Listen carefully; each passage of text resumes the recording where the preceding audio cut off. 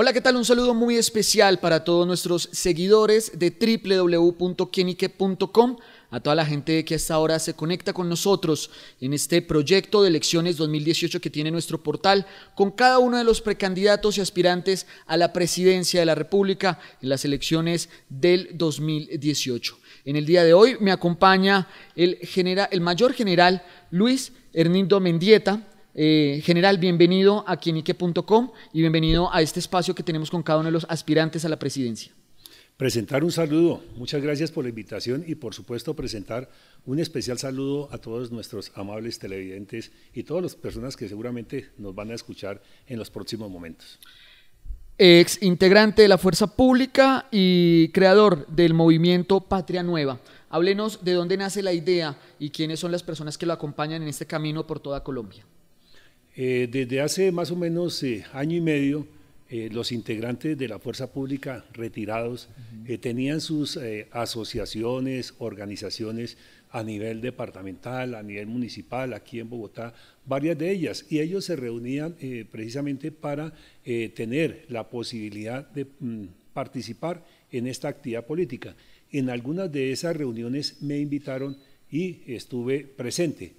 Fueron pasando los meses y en el caso particular desarrollé una actividad en lo que fue la mesa de conversaciones. Por lo tanto, al resultar el acuerdo final, no estuvimos de acuerdo en varias de esas partes y por lo tanto, en su momento, particularmente me incliné por el no. Es decir, que en ese plebiscito hicimos todo un trabajo con algunas entidades para decir que no a los acuerdos. Posteriormente fuimos invitados a Palacio para escuchar nuestras sugerencias y observaciones que tampoco fueron tenidas en cuenta.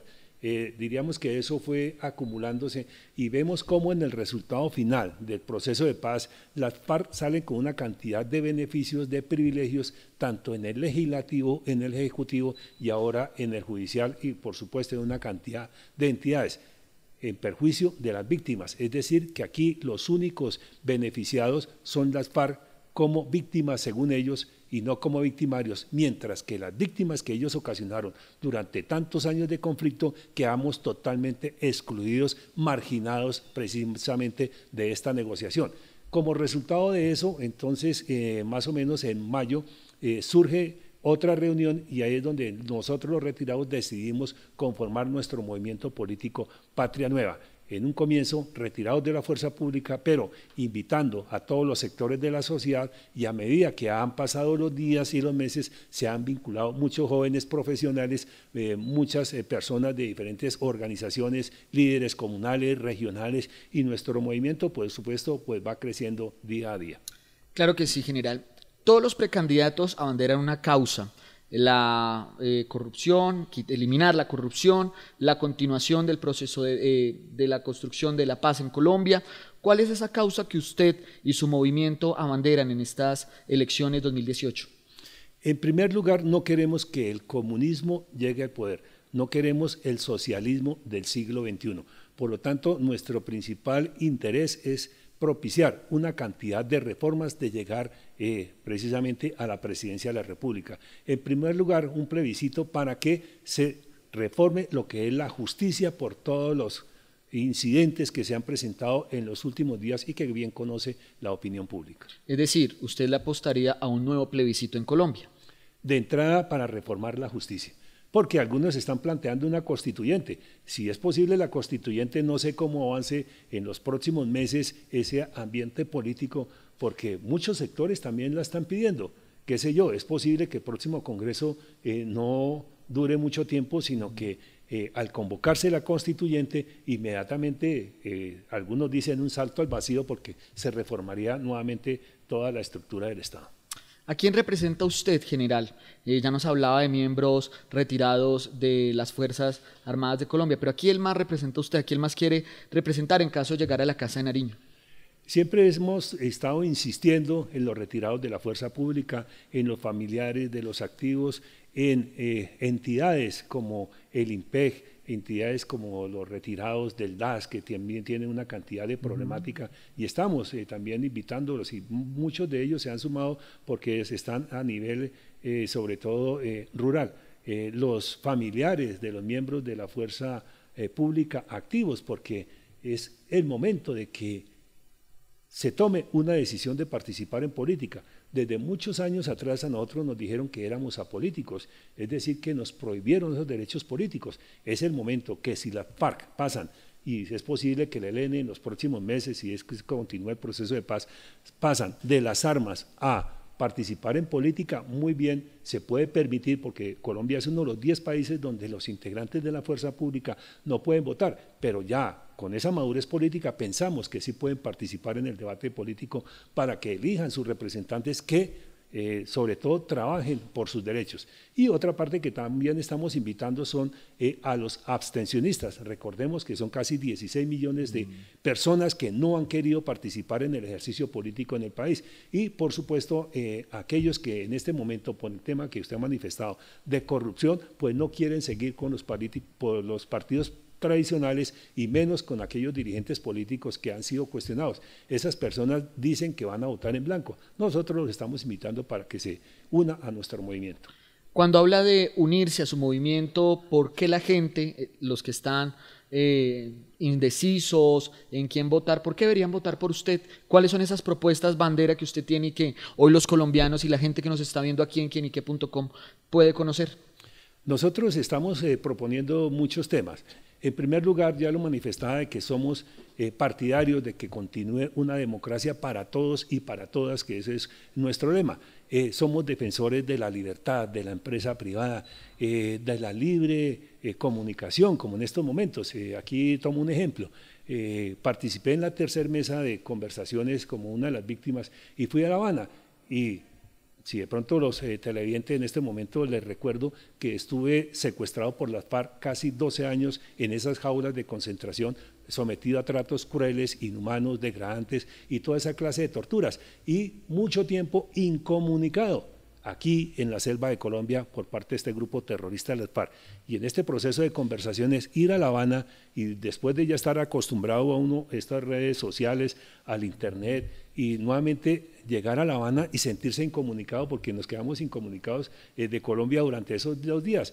Entonces, en este momento pensamos que esa libre empresa, el libre manejo de los medios de comunicación, de expresión, estaremos defendiendo esos principios. Y por supuesto, pues viene una cantidad de propuestas de la misma reforma de la justicia, la reforma de la educación, porque eso es base fundamental para toda nuestra sociedad.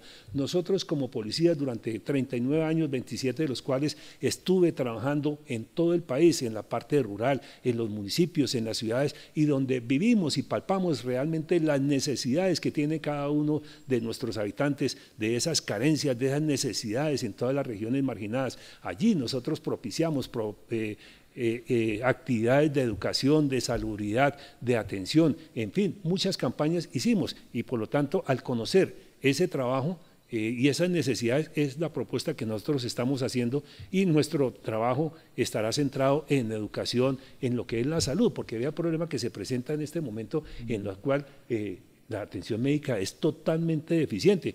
Algunos dirán que nosotros de la fuerza pública somos privilegiados y resulta que no, que también hay una cantidad de problemas en nuestras dependencias, tanto de la fuerza pública como de la policía, donde no hay la atención adecuada para nuestros usuarios, para nosotros y especialmente para nuestras familias en lo que es los servicios especiales y la atención altamente calificada. Y hacia allí debemos propiciar una cantidad de reformas. Otro lado es el campo.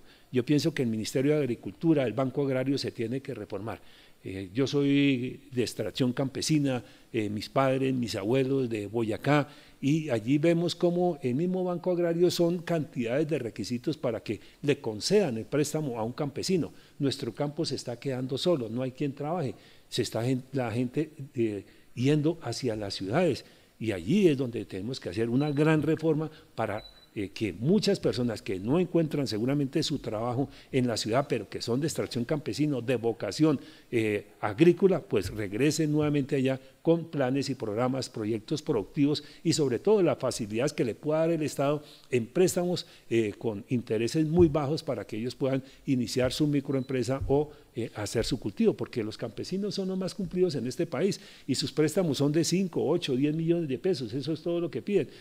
Raro es el que le prestan 20, 30 millones de pesos porque tiene que demostrar una capacidad impresionante para que poder acceder a esos créditos. Y pienso yo que aquí se tiene que hacer una gran reforma y esa sería una de nuestras banderas principales porque somos un país netamente agrícola y allí está nuestra vocación.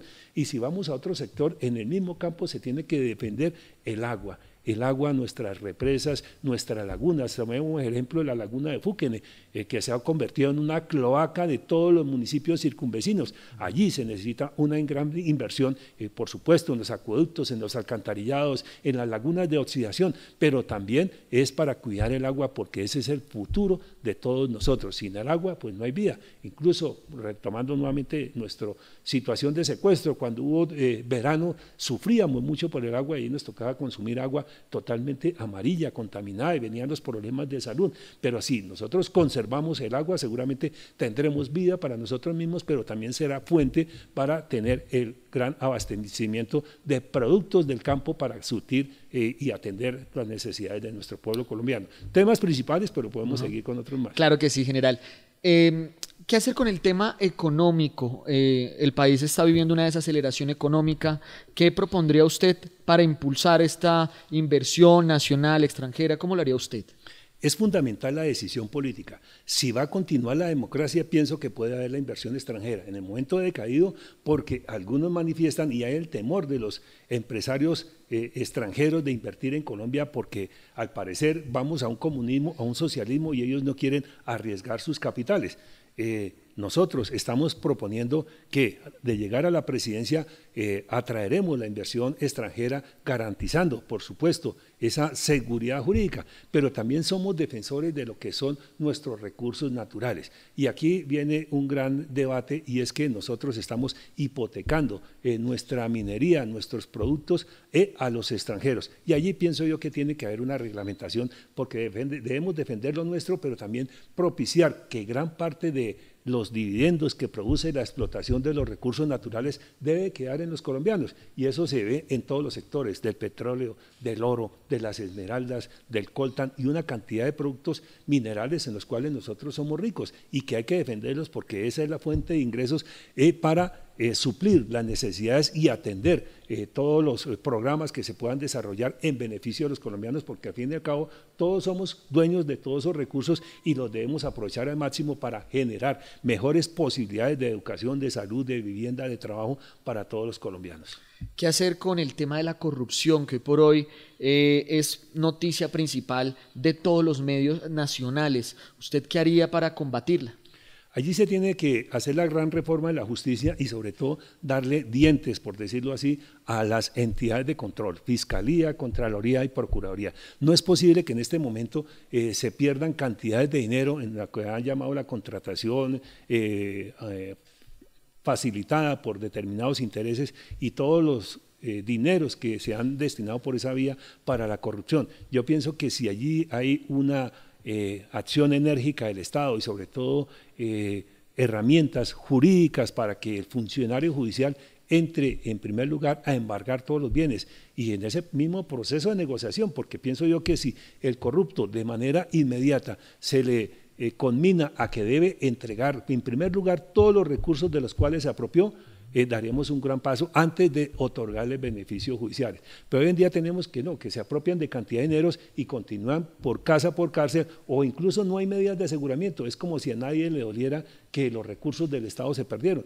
Y si aquí tenemos diente y en primer lugar recuperamos esos recursos, son dineros que pueden seguir siendo destinados para beneficiar los diferentes proyectos y los mismos contratos que se tengan. Entonces aquí vuelvo e insisto, son medidas de orden penal y disciplinario para que estas entidades de Fiscalía, Procuraduría y Contraloría pues tengan los suficientes mecanismos de presión para que puedan recuperar en primer lugar los dineros y en segundo lugar pues ya seguir los procesos disciplinarios y penales. General Mendieta, este camino hacia la presidencia o hacia la elección de 2018 lo ha llevado a recorrer el país. Lo hizo al servicio de la fuerza pública, ahora lo hace como precandidato. ¿Qué se ha podido encontrar? ¿Qué le ha contado la gente en los diferentes rincones del territorio nacional? Infortunadamente es el cansancio que tiene la gente hacia la dirigencia política. Yo creo que los dirigentes políticos que en este momento se están lanzando en cada una de las regiones encuentran rechazo. Y nosotros lo hemos sentido porque, de primer lugar, ¿y usted con quién va a estar? ¿Va a estar de izquierda, de derecha, de centro? ¿Con qué candidato se va a ir a unir? Y veo un rechazo permanente a que se una uno a determinado candidato. Pero ya cuando les plantea uno que está independiente, que somos un movimiento independiente, que queremos cambiar las formas de hacer política del país, pues la gran mayoría ha accedido y ha estado con nosotros. No he encontrado rechazo incluso en la recolección de firmas cuando les exponemos cuál es nuestra propuesta y sobre todo cuáles son nuestras motivaciones políticas y que lo principal somos independientes en este momento. Usted hablaba de alianzas, centro, derecha, izquierda. ¿Ha pensado, ha buscado, ha hablado, ha conversado con alguno de los otros precandidatos? Nuestra plataforma política es de centro derecha. Okay. Por lo tanto, en algunas reuniones hemos coincidido con dirigentes políticos y hemos hablado, dirigentes por supuesto de izquierda, de centro y de derecha. Cuando hay más de 50 precandidatos a estas elecciones 2018, ¿qué le dice este indicador a usted, uno de estos precandidatos? Que hay una crisis al interior de los partidos, tanto que dirigentes y líderes de esos movimientos políticos se abrieron de su partido y están en este momento en proceso de recolección de firmas. Para mí eso es inaudito porque se suponía que son los nuevos movimientos políticos los que tienen que estar recogiendo firmas. Algunos manifiestan que se aprovecha toda una campaña política porque aquí no hay límites presupuestales, por lo tanto están destinando grandes cantidades de dinero para hacer esa propaganda y publicidad política y darse a conocer nacionalmente y en las diferentes regiones y se pueden desplazar porque tienen esos capitales. Entonces el nombre del candidato va quedando en la comunidad en este momento en proceso de recolección de firmas para después saltar nuevamente con su partido político y ya han ganado mucho en publicidad, en propaganda y ya los conoce la opinión pública. ¿Qué hacer entonces? Porque este camino también significa una gran inversión económica. ¿Cómo ha sido la inversión de usted? ¿Qué tan endeudado está en este momento por cuenta de esta elección? Nuestro movimiento siempre hemos insistido que es un voluntariado, es de las personas que se quieran involucrar con nuestro movimiento político. Siempre los requisitos, los requerimientos de las diferentes regiones es que le destinemos dinero y nosotros no lo tenemos. De base, con los recursos de los retirados de la fuerza pública, de los integrantes de otras empresas que se han vinculado, son quienes nos han apoyado. Y los recursos propios, en este caso particular, pero también de nuestros aspirantes al Senado y a la Cámara, son quienes como usted lo dice, se están endeudando, están hipotecando precisamente para financiar los gastos que ha tenido la campaña durante estos días. Este movimiento Patria Nueva no solamente busca su elección como presidente, sino también el tema de Cámara y Senado. ¿Va a ser lista abierta, lista cerrada? Cuéntenos un poquito de este otro proyecto que va de la mano con su carrera a la presidencia.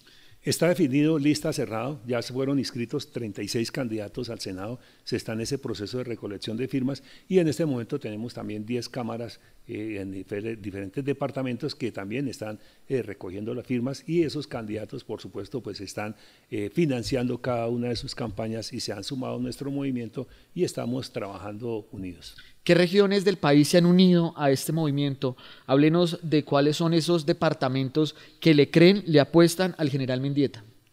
Hemos tenido nuestra fortaleza en Bogotá, en Cundinamarca, en el Tolima, Caldas, Quindío, Risaralda, Cauca, Valle, Boyacá, Santander.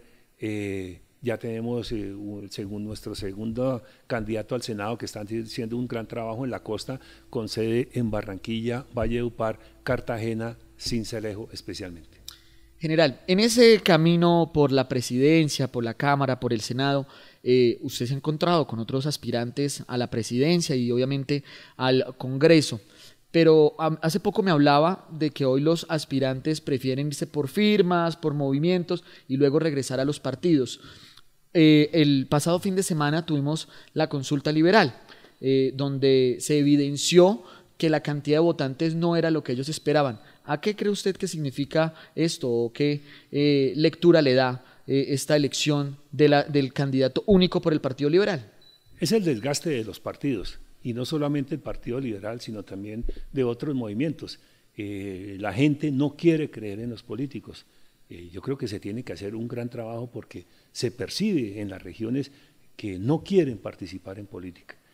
Por eso seguimos laborando, y nuestra lectura del caso de la consulta liberal es que se gasta cantidad de dinero, porque vea cuánto costó. 40.000 millones de pesos. Imagínense, y eso causa un gran rechazo en la población, porque fácilmente se pudo hacer por una encuesta, se pudo hacer por un debate interno, pero yo creo que aquí predomina seguramente los egos particulares, el afán de cada uno de salir elegido, y en esa aspiración, por supuesto que son respetables esas posiciones, pero también hay que aterrizar que algunos deben de llegar a determinadas entidades, pero otros también deben de hacer el trabajo secundario y no llegar a esos gastos tan extremos por parte del erario público, porque eso es lo que más ha causado en este momento el rechazo. Pienso yo que, en primer lugar, la opinión pública no quiere a los políticos, y en segundo lugar, lo comprueba este fin de semana en el derroche de los recursos públicos por hacer política. En este proceso de la recolección de las firmas, ¿cómo le ha ido? ¿Cuántas firmas lleva? Háblenos un poquito de esto. No tenemos el dato consolidado en las regiones porque son muchos los que están participando, especialmente en la parte rural. Y es nuestra fortaleza que estamos esperando que en los próximos 15, 20 días ya tengamos datos de estas regiones para asimismo ya dar un dato estimado y seguramente trabajar en algunas líneas para invertir recursos para ese proceso de recolección de firmas, porque los gastos son bien elevados. La implementación de los acuerdos del proceso de paz se tienen que llevar a cabo. Desde su punto de vista, ¿cuál es la mejor forma de hacerlo? Somos críticos de la implementación de los acuerdos porque únicamente van a beneficiar a los integrantes de esta organización FARC, que con el solo nombre siempre planteamos que no se utilizara más ese logotipo de FARC, porque eso es revictimizar nuevamente a todos los que sufrieron por las inclemencias de la acción terrorista de este grupo. Entonces, la sola sigla nos causa un rechazo, especialmente a las víctimas. Ahora, en la implementación de los acuerdos, estamos buscando en este momento, por Patria Nueva, que el Consejo Nacional Electoral, así como las FARC fueron una parte del conflicto, ¿cuál fue la contraparte? La fuerza pública, los que estamos retirados, los que sufrimos las inclemencias de esta agrupación terrorista, y por lo tanto nosotros pensamos, tenemos derecho, con base en los acuerdos, al mismo trato igualitario. Es decir, que si las FARC en este momento no se les exige un umbral para llegar al Congreso de la República, nosotros podamos también tener el mismo tratamiento. En segundo lugar, que nuestros integrantes del Senado a la Cámara, que sean 5 y 5, se respeten para en el futuro hacer ese contrapeso en el Congreso de la República, porque si no, a futuro, ¿quiénes son los que van a contar la verdad y van a hacer el debate en el Congreso de la República? Únicamente las FARC. Y el otro sector de los que participamos en el conflicto interno vamos a estar totalmente excluidos, no va a haber debate, va a ser solamente un monólogo. Y aquí tomaríamos coloquialmente un ejemplo, es como si una madre, en este momento gobierno, tiene 2 hijos y a un solo hijo le da toda la comida, todos los privilegios y el otro lo tiene totalmente olvidado. Eso es lo que está pasando en este momento en los dos actores del conflicto, si se quiere llamar así. A la parte se le está dando todo y al otro sector se dejó totalmente excluido. Por lo tanto, estamos solicitando al Consejo Nacional la personería jurídica, estamos solicitando el mismo tratamiento en lo de las curules del Congreso de la República, en las circunscripciones especiales, pero también en la financiación electoral de las campañas. Porque en el acuerdo quedó que las partes tendrían derecho al presupuesto para financiar su centro de pensamiento, la campaña presidencial, la campaña al Senado y la campaña a la Cámara. Nosotros estamos solicitando el mismo tratamiento. Y ahora en lo de la Jurisdicción Especial para la Paz somos críticos porque pensamos que por el otro lado de las víctimas que estoy representando se debe estatuir, pensaría yo, y reformar esos acuerdos a futuro, porque no es posible que dirigentes, en este caso judiciales de una marcada tendencia, vayan a juzgar este otro sector el cual estamos representando de la fuerza pública y de los civiles. Yo pienso en el resultado después de la Segunda Guerra Mundial, el Tribunal Militar de Nuremberg, es que allí fue un tribunal militar, y aquí pensaría yo que debemos instituir un tribunal militar de paz para juzgar a nuestros policías, los soldados que se vieron involucrados en el conflicto, para darles las suficientes garantías, porque tenemos profesionales de todas las áreas para que ellos entren a juzgarlos y no dejarlos a la suerte de que los juzguen otros tribunales con otra tendencia política muy marcada. Y en lo de la Comisión de la Verdad también no estamos de acuerdo, y también con Movimientos Retirados hemos conformado nuestra propia Comisión de la Verdad, y con la Federación de Víctimas, es decir, con los civiles, también se está propiciando, tenemos una reunión la semana entrante para establecer otra Comisión de la Verdad, porque serían dos sectores que no están siendo representados en esa Comisión de la Verdad que resultó elegida recientemente. Allí, entonces, hay una cantidad de cambios que tendremos que propiciar hacia futuro en los acuerdos. En caso de no alcanzar el umbral para las presidenciales, general, o buscar una coalición, ¿con quién lo haría? Esperemos que hacia final en los primeros días de diciembre tendremos el resultado, y después nos toca esperar la validación de las firmas y el resultado que dé jurídicamente el Consejo Nacional Electoral y la Registraduría. Es decir, que hasta finales de enero no estaríamos tomando una decisión, y eso lo haría, por supuesto, los integrantes de nuestra Junta Directiva y sobre todo nuestros candidatos al Senado y a la Cámara, de cuál sería la línea y la tendencia a seguir. General, hablamos hace un rato de todo el tema electoral y todo este camino, pero quiero preguntarle a nivel personal, ¿cómo se ha sentido usted con esta carrera, dejando a un lado el tema de la fuerza pública para vincularse al tema político? ¿Cómo le ha ido? Yo tomé esta decisión por la situación de la negociación del proceso de paz y el resultado del no.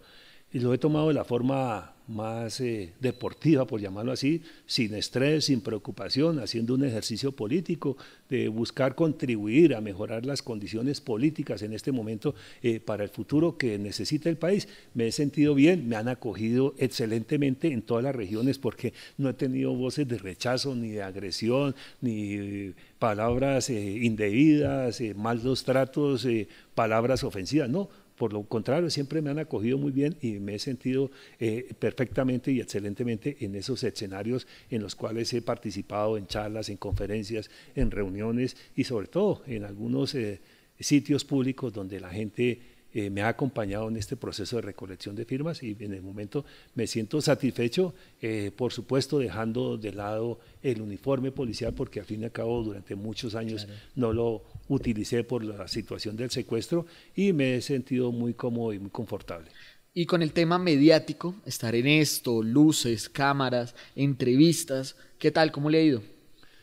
Pienso que después de mi liberación el 13 de junio del año 2010, el impacto fue impresionante con los medios de comunicación, con las luces, con todo esto, y en su momento hubo mucha exposición en los medios, y después cuando me vinculé y estudié Derechos Humanos en la Universidad Complutense de Madrid, y me vinculé con unos programas de derechos humanos sobre el terreno en Europa, en Israel, en Palestina, aquí en Centroamérica con la Universidad de La Paz, he estado participando en estos espacios y me he sentido bien y pienso que ahí vamos. Y finalmente, general, con el tema de las redes sociales, el internet, ¿es activo o no es activo? ¿Cómo le va? Soy muy pasivo, podríamos decir, porque demanda mucho tiempo. Claro.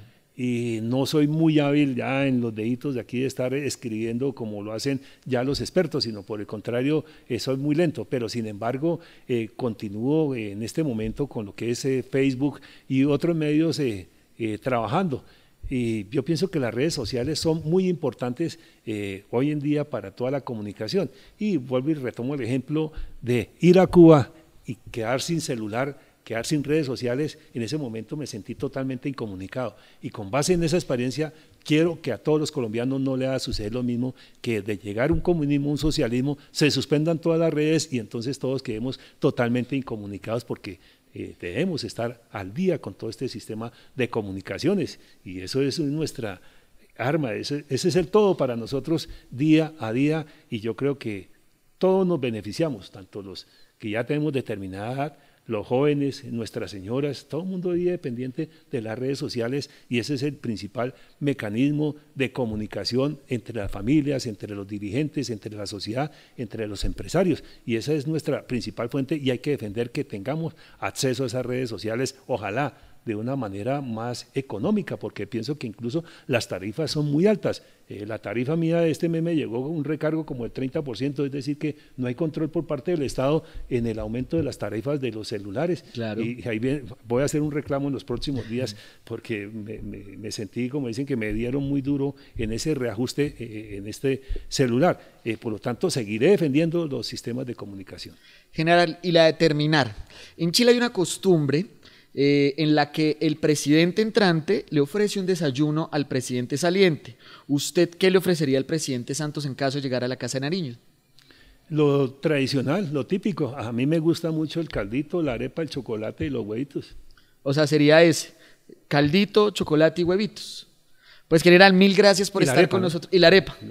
General, o como en mi tierra, ¿no? El envuelto, ¿no? El envuelto, ¿sabe qué? Sería un desayuno trancado, como dicen en Colombia. Sí, claro, por supuesto. Pues general, mil gracias por estar aquí en quienique.com. Esta es su casa siempre. Y pues nada, finalmente lo invito a que le envíe una invitación a toda la gente que lo sigue en redes sociales de manera activa, de manera presencial, para que vote por usted o para que firme por su aspiración. De acuerdo a lo que nos dice el Movimiento de Observación Electoral, en este momento la invitación es para que nos apoyen con su firma a la candidatura a la presidencia de la República, a nuestras cámaras de representantes, al Senado. Y, por supuesto, de pasar este filtro en los primeros días de diciembre y de continuar ya nuestra inscripción como candidato a la presidencia de la República, invitarlos a votar por nuestro movimiento Patria Nueva.